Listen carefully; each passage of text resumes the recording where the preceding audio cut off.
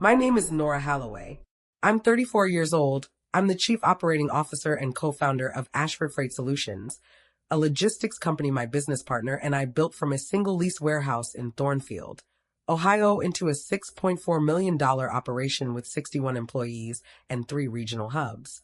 I was disowned by my own mother at a Thanksgiving table for refusing to sign a piece of paper, and 6 years later I would be the one holding the piece of paper that mattered most. My cousin Kayla stood up in front of 93 guests at my grandmother's 80th birthday party, pointed her wine glass at me under the string lights, and said the words that would end her own credibility in one sentence. It's funny how everyone talks about family, but where were you, Nora? You never once picked Grandma up from her salon appointments. I didn't raise my voice. I didn't stand up. I opened an app on my phone. If you're watching this right now, drop a comment with where you're watching from and what time it is for you. Then hit subscribe, because you are going to want to see how this ends. Let me take you back to where all of this actually started. I grew up in Thornfield, Ohio, in a narrow blue house on Ashcombe Street with my younger sister Renee and our mother, Diane. My father passed away when I was 19 from a heart condition nobody caught in time, and after that my grandmother, Colette Marsh, became the center of gravity for our entire family. Renee was the golden one, homecoming queen at Thornfield High, then a boutique owner at 26, though the boutique, Willow and Rue on Maple and 4th, never once turned a profit in its 4 years of existence. I was the quiet one who did the school's bookkeeping for extra cash at $14 an hour, then went to Ohio State on a partial academic scholarship, then took an entry-level logistics coordinator job at a freight yard that nobody in my family could ever explain at parties. My mother introduced Renee as my daughter who owns a business. She introduced me at every single holiday gathering for a decade as my other daughter. She does something with trucks. By the time I was 28, I had co-founded Ashford Freight Solutions with my mentor, Sal Bianchi, a 61-year-old dispatch manager with grease permanently under his fingernails, who'd given me my first real shot when a warehouse supervisor named Doug Prentice told me flatly that the floor isn't a place for someone like you. Sal taught me how to read a shipping contract line by line, how to negotiate a fuel surcharge, and eventually how to read a room before I ever signed anything in it. He became the father figure my own father's absence had left behind, the one who showed up to my business school graduation in 2016 when nobody from my family did. 2 months after the Thanksgiving blow-up, on a Sunday when I hadn't left my apartment in 3 days, Sal showed up at my door with a bag of takeout from a place called Kowalski's Diner and didn't ask a single question about what had happened. He just sat at my kitchen table, ate cold fries with me, and said, "Family's not always the people who share your last name, kid. Sometimes it's whoever shows up with the fries." I never forgot that sentence. It became the quiet standard I measured everyone else against for the next 6 years. On October 3rd, 2018, at 7:40 p.m., my mother called and asked me to co-sign a $180,000 loan to save Willow and Rue from its third eviction notice in 2 years. I said no, not because I didn't love my sister, but because Ashford was 11 months into its own $95,000 line of credit, and co-signing a personal loan of that size would have put my own employees' paychecks at risk if Renee's store folded, which it eventually did anyway. I told my mother exactly that, calmly, over the phone, standing in my kitchen in a company hoodie with cold coffee in my hand. She told me I'd never once put this family first in my entire life. 3 weeks later, at Thanksgiving, at a table smelling of sage stuffing and my grandmother's cornbread, in front of Renee, Grandma Colette, and my Uncle Marv, my mother stood up mid-dinner, set down her wine glass hard enough to crack the base, and said, "If you can't show up for this family when it matters, don't bother showing up at all." Uncle Marv stared at his plate. Renee wouldn't look up from her phone.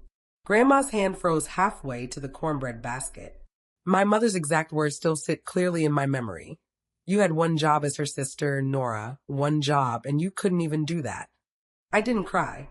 I folded my napkin into a neat square, thanked Grandma for the meal, and drove the 22 minutes home in silence, the porch light of my own condo the only warm thing waiting for me at the end of that night. My dignity was the one thing nobody in that house could repossess. Year 1 of the silence, I sent one text every month, always unanswered. Year 2, I stopped counting the unanswered ones and started a folder instead, labeled simply family. On my laptop, screenshots, voicemail transcripts, 3 birthday cards I'd mailed to Grandma that came back within a week. Stamped, returned to sender in my mother's handwriting. Year 3. Ashford crossed $2.1 million in annual revenue, and I made my first six-figure salary, $118,000, framing my first real paycheck stub in a $5 frame from a hardware store just to remind myself how far I'd come without anyone's permission. Year 4. We opened a second warehouse in Dayton, 40 minutes from Thornfield, close enough that I drove past my mother's exit on I-75 more times than I could count.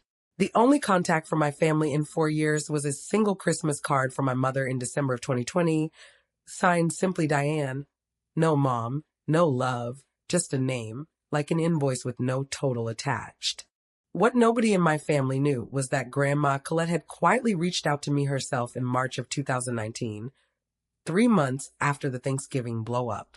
She called me from a payphone outside Bellamy's Salon and Spa on Route 9 because she didn't trust her own cell phone log with my mother checking it at Sunday dinners. She asked me one thing in that low, steady voice of hers. Would I keep taking her to her hair appointments every other Tuesday, the way I always had since I was 16 years old, and would I keep it between us? She was 74 then, newly diagnosed with early-stage follicular lymphoma, sitting on an overturned milk crate outside the salon in her lavender cardigan, and she didn't want the family fighting over her chemotherapy schedule the way they fought over everything else. I said yes without hesitation. Starting April 2nd, 2019, I booked every single appointment through the salon's own scheduling platform, an app called Glowbook, under my own account and my own card, and I picked her up myself, 7:22 a.m. most Tuesdays, sometimes 4:15 p.m. when her treatment at Thornfield Regional ran long. I'd bring her peppermint tea in a thermos and her reading glasses, which she always forgot. I never told Renee. I never told my mother. Grandma asked me not to, and some promises are worth more than being understood. By January of 2023, Ashford's valuation hit $6.4 million, and a regional business journal, the Thornfield Ledger, ran a 2-page profile on Sal and me under the headline, "From One Warehouse to 6 Million." 9 days later, Renee texted me for the first time in 4 years and 3 months. "Hey stranger, we should catch up? Coffee this week." I knew exactly what that meant, but I agreed anyway because Grandma's health was declining by then and I wasn't going to let pride cost me the years I had left with her. What confirmed my suspicion was an accident. On February 14th, 2023, at 9:03 p.m., Kayla, Renee's daughter, 22, who'd apparently been added to a family group chat titled Team Colette Two Hearts, forwarded me a message meant for her mother, thinking she was still texting a different thread. It read, "If Nora comes back around before Grandma updates the trust that's better for everyone, don't push her on the loan thing yet. Just be normal with her." I sat with that message for 4 days before I called an estate attorney, a sharp, no-nonsense woman named Priya Anand, just to understand where I legally stood if my name ever came up in any trust conversation at all. What she told me stopped me cold. Grandma Colette had already listed me as sole executor and trustee of her estate back in October of 2019, the same month I'd started those Tuesday pickups. Nobody else in the family knew. Priya said Grandma had told her own lawyer, in her own words, "Nora is the only one who's shown up for me without ever being asked." Grandma's 80th birthday was June 21st, 2025, held at the Thornfield Rose Garden Pavilion under white string lights with 93 guests, a jazz trio Grandma had specifically requested, and a 3-tier lemon cake from Marchetti's Bakery, the same bakery she'd ordered from every year since I was 7. My mother gave a toast about family always finding its way back to each other, her voice cracking theatrically on cue. Renee cried into a cloth napkin. Then Kayla, 2 glasses of Prosecco in, stood up in her green dress and said it, the line that opens this story, loud enough for the whole pavilion to hear. The garden went quiet except for the jazz trio, who mercifully kept playing softer. My mother's face went pale, like she already knew exactly which drawer I was about to open. I didn't argue. I didn't raise my voice. I opened the Glowbook app on my phone, scrolled to my confirmed pickup history, and turned the screen around so the 2 tables closest to me could see it clearly. 214 confirmed pickups between April 2019 and June 2025. Time-stamped. Every other Tuesday, spanning 6 full rounds of chemotherapy that nobody in that garden except Grandma and me had ever discussed out loud. I have 411 text confirmations from the salon and from Grandma herself, I said, my voice level, going back 6 years. I can read you the dates. Or ask her. Every single head at that party turned toward my grandmother. She simply nodded once, slow and certain. Kayla tried once more, quieter this time, her wine glass trembling slightly in her hand. Well, maybe the app is wrong. Maybe someone else used your account, I cut in gently, not unkindly. The salon can confirm the card on file. Kayla. It's mine. It's always been mine. You're welcome to call Bellamy's on Monday and ask them yourself.